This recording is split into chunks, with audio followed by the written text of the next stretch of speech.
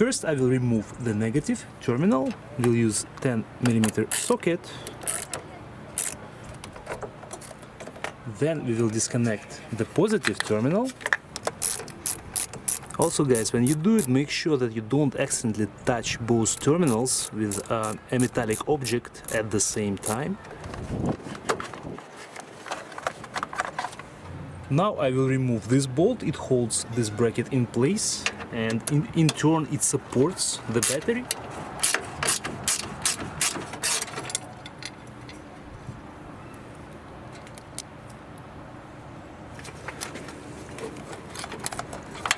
Now we can lift it up and remove the other end. It has a hook on the end. And now we can carefully lower the bracket down like this.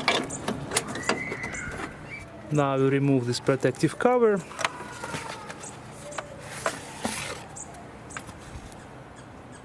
And now we can take the battery out. Be careful, there is no handle. Keep it upright like this, don't turn it around, upside down, and we can remove it. This one is Panasonic battery. I'll show you guys the number. If you need one like this is original battery.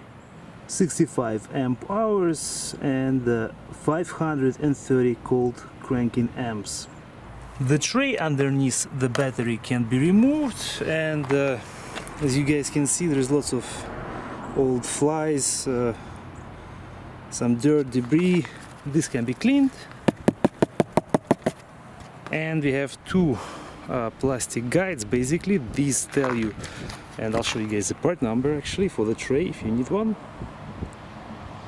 And these tell you how it should be installed, so they have to align with these two when you install the new one. And now you're ready to install the new battery. Install the new battery. The cover goes back on. Make sure that it goes all the way, that it sits properly inside the tray. The bracket goes back on. This end goes inside. This is where the hook goes behind the battery. Make sure it grabs all the way. The bolt goes back in.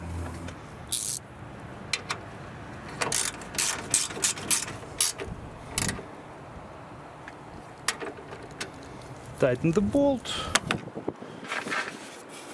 Make sure that the battery does move. And now we can reinstall our terminals. We'll start with the red, the positive. Connect it first.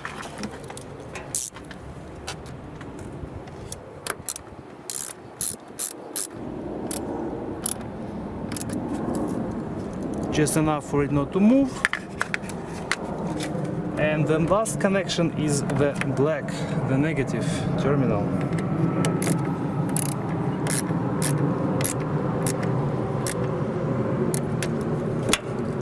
And our replacement is complete.